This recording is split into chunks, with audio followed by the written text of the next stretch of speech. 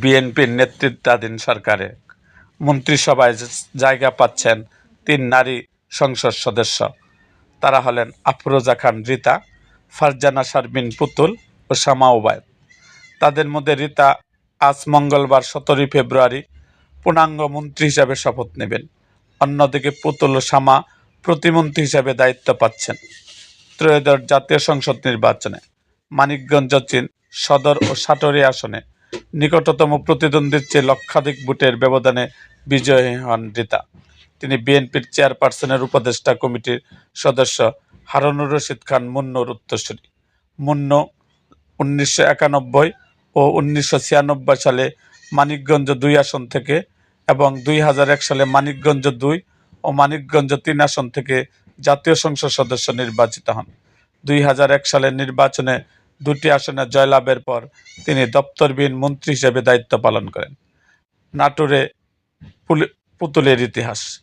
নাটোর ১, লালপুর ও ভাগাতিপাড়া আসনে প্রথম নারী ও সর্বকনিষ্ঠ সংসদ সদস্য হিসেবে ইতিহাস গড়েন ফারজানা শারমিন পুতুল। রাজশাহী বিভাগের এবারের নির্বাচনে একমাত্র বিজয়ী নারী প্রার্থীও তিনি।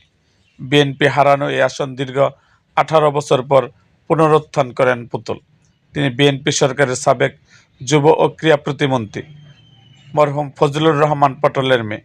ফজলুর ১৯৯১, ১৯৯৬ ও ২০০১ সালে এই আসন থেকে সংসদ সদস্য নির্বাচিত হয়েছিল। তবে ২০০৮ সালের নির্বাচনের পর আসনটি বিএনপির হাতছাড়া হয় এবং পরবর্তীতে দলটির কোনো প্রতিনিধি জয়ী হতে পারেনি। ফরিদপুর থেকে শামা। বিএনপির প্রভাবশালী সাবেক মহাসচিব KM ওবায়দুর রহমানের উত্তরসূরি শামা ওবায়দ ফরিদপুর ২ থেকে জয়ী হয়েছেন। তফসিল ঘোষণার আগে তিনি যুক্তরাষ্ট্রের নাগরিকত্ব ত্যাগ করেন। ফরিদপুরের আঞ্চলিক রাজনীতিতে বাবার জনপ্রিয়তার ধারাবাহিকতাকে নিজের সাংগঠনিক দক্ষতার মাধ্যমে আরও সুসংহত করেন শামা।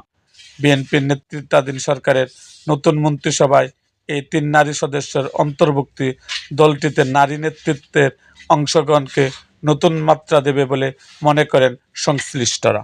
এরকম আরও ভিডিও পেতে এবং রাজনৈতিক অঙ্গনে নানা ঘটনা ও ইতিহাস জানতে আমাদের মুক্তাগাছার ইতিহাস মিডিয়া ইউটিউব চ্যানেলটিকে সাবস্ক্রাইব করুন এবং পাশে থাকা বেল আইকনটি বাজিয়ে দিন।